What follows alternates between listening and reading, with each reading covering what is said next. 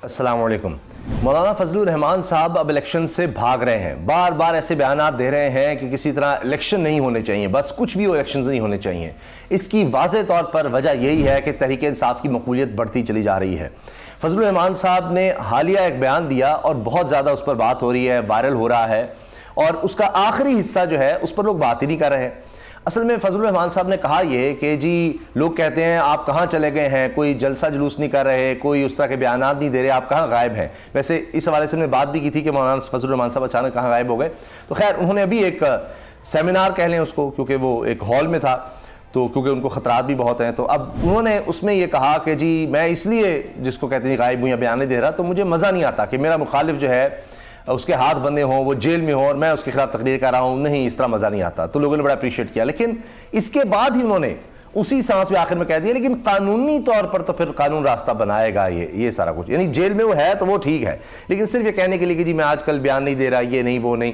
तो कुछ लोगों ने इसको इस तरह लिया कि फजलुर रहमान साहब को इमरान खान साहब से हमदर्दी हो रही है। जनाब जब से इमरान खान साहब जेल में हैं, फजलुर रहमान साहब ने उसको हमेशा अप्रिशिएट किया है, और वो तो पहले दिन से कहते थे कि इसको जेल में होना चाहिए, इसकी पार्टी खत्म होनी चाहिए, इसकी पार्टी को ही नहीं होना चाहिए। वो अब भी ये चाहते हैं कि जी आप बल्ले का निशान ही ना हो, क्योंकि उनको ये नजर आ रहा है कि बल्ले का निशान हुआ तो उनके लिए अपने लिए बहुत ज़्यादा मुश्किलात हैं। इसी वजह से वो बार बार इलेक्शंस के डिले की या इलेक्शंस ना करने की बात करते हैं, क्योंकि अब वो इसी पर इतने खुश हैं कि चलें गवर्नरशिप तो हमारे पास है, अगरचे काबीना में से कुछ लोग निकाल दिए गए हैं, लेकिन गवर्नर तो अपना संधी ही है। अब फजलुर रहमान साहब या PDM पीपल्स पार्टी नून लीग सबको मिला दें तो इनकी अपनी अपनी पॉकेट्स रह गई हैं, इनमें से कोई भी अब नेशनल लेवल की पूरे मुल्क की जमात नहीं है। फजलुर रहमान साहब की सबसे पहले बात कर लें तो ज़्यादा इनका असर रसूख हमें खैबर पख्तूनख्वा में नज़र आता है और उसके बाद बलूचिस्तान में। इस तरह पीपल्स पार्टी हमें अंदरूनी सिंध में ज़्यादा नज़र आती है। जो नून लीग है वो भी हमें पंजाब में, सेंट्रल पंजाब में ज़्यादा नज़र आती है। जनूबी पंजाब में फिर जिस तरफ हवा होती है उस तरफ कोई इलेक्टेबल्स को मिला लिया, वो सारा कुछ होता है। लेकिन तहरीक इंसाफ जो है वो आपको सिंध में, कराची में नज़र आएगी, शहरी इलाकों में, पंजाब में, जनूबी पंजाब में अभी इलेक्शन जिस तरह से जीता एक ज़िमनी इलेक्शन।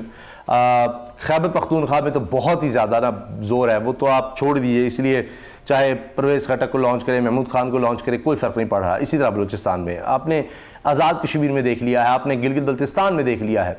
अब फजलुर रहमान साहब की जमात की हालिया कारकर्दगी अगर आप देख लें, जो ज़िमनी इलेक्शंस हुए हैं, जो बल्दियाती इलेक्शन के कह लें जितने भी हुए हैं, अभी लेटेस्ट इमरान खान साहब के जेल जाने के बाद भी, तो उसमें तहरीक इंसाफ कहीं ज़्यादा मजबूत नज़र आई है। अब फजलुर रहमान साहब इसीलिए ये चाह रहे हैं, बहाने बना रहे हैं कि जी इलेक्शंस ना हो, और उन्होंने खुद इस चीज़ का इतराफ़ किया जब ये बात की है ना कि जी जब तक मुखालिफ मेरा ना हो मैदान में तो मज़ा नहीं आता और इस तरह की बात। तो उसमें फिर वो कह रहे हैं कि जी मैं कोई बयान देता हूं तो कहते हैं जी ये भाग रहे हैं, इलेक्शन डिले चाहते हैं। मैं तो कमज़ोरियों की निशानदेही कर रहा हूं। वो कहते हैं जी मईशत बड़ी कमज़ोर हो गई है, मुल्क होगा तो इलेक्शन होंगे, अभी तो मुल्क की बका के लिए खुदा न खास्ता हालात जो है ना वो इस तरह के बन गए हैं कि सोचा जा रहा है क्या करना है, मईशत तबाह हो गई है, दहशतगर्दी बड़ी बढ़ गई है, अमन अमान की सूरत हाल बड़ी ख़राब हो गई है। तो ये तो जो अब मौलाना साहब फरमा रहे हैं, ये तो जब पंजाब और खैबर पख्तूनख्वा में इलेक्शन की बात हो रही थी, 90 दिन के अंदर इलेक्शन होने चाहिए असम्बली में तहरीर होने के बाद, तो उस वक्त भी बताया तो ही जा रहा था, जबकि उस वक्त हालात आज से बहुत बेहतर थे, मगर बहाने तो तब भी यही थे कि जी अमन-ओ-अमान है, हमारे पास तो जनाब 20 अरब रुपया नहीं गवर्नमेंट कह रही जी हमारे पास है इलेक्शंस करवाने के लिए, तो अपने 100 अरब रुपया बांटने के लिए था MPs में। तो ये वही बहाना है कि जनाब अब अमन-ओ-अमान जब तक ठीक नहीं होगा, मईशत ठीक नहीं होगी तो अब इलेक्शन ही ना हो। फजलुर रहमान साहब कह रहे हैं कि पहले मईशत फिर इंतखाब। तो अब इस तरह की बातें करने लग गए हैं कि मुल्क होगा तो इलेक्शंस होंगे। फिर कहते हैं जी सर्दी का नहीं ख्याल आपको, जनवरी में आपने इलेक्शंस का कह दिया आखिर में, तो खैबर पख्तूनख्वा के बहुत से इलाके जो है वहाँ सर्दी होती है, बर्फबारी होती है, तो इस तरह की बातें अब इनको याद आ रही हैं। फिर आगे चल के शायद कोई गर्मी की बातें याद आ जाएँ। तो फजलुर रहमान साहब असल में अपना वोट बैंक खो रहे हैं, उनके लिए बहुत ज़्यादा मसाइल बन रहे हैं। मैंने आपसे अर्ज़ कर दिया अभी हालिया इलेक्शंस गिलगित बल्तिस्तान के देखें और खैबर पख्तूनख्वा के देखें तो आपको नज़र आ जाता है। जो मियाँ नवाज शरीफ साहब की वापसी के हवाले से आप देख लीजिए, जो कुछ हो रहा है वो बहुत ज़्यादा नोट हो रहा है। अभी अब मरियम औरंगज़ेब साहबा को मैदान में उतारा गया, वो उन्होंने अजीब व गरीब गुफ्तगू शुरू कर दी कि जी इन नलायकों ने 16 महीने, पूछते हैं क्या किया तो कहती हैं इन नलायकों ने, नाअहलों ने 16 महीने में IMF के पास गए।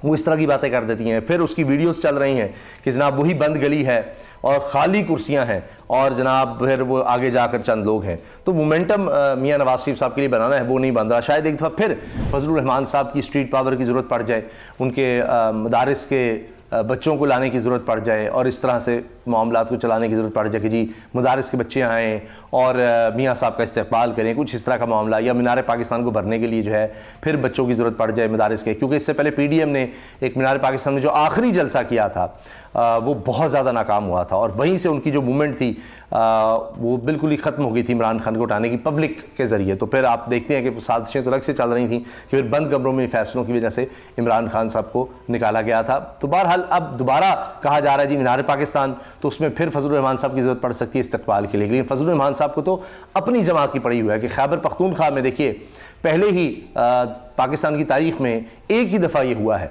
कि 5 साल में कोई गवर्नमेंट बनी हो और उसके बाद दोबारा उनको हुकूमत मिल गई हो। ये सिर्फ और सिर्फ तहरीक इंसाफ के साथ हुआ है। इससे पहले कभी ये ऐसा नहीं हुआ कि 5 साल गुजरे हों और फिर दोबारा उसी पार्टी को गवर्नमेंट मिली हो खैबर पख्तूनख्वा में। तो अब तो फिर बिल्कुल ही हालात बदल गए।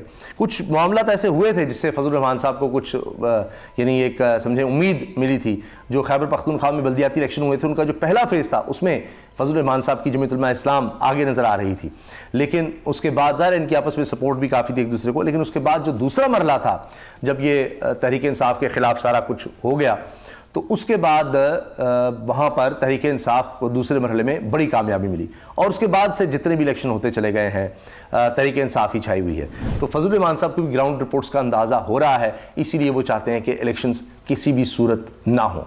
वही फजलुर रहमान साहब जो कहते थे कि हम इसकी हुकूमत ऐसे गिरा सकते हैं, ये कर सकते हैं, इन्होंने धरना भी दिया था इमरान खान साहब के ख़िलाफ़ और अब भी कहते हैं जिनको सपोर्ट है, ये है, वो है, फ़लाँ है।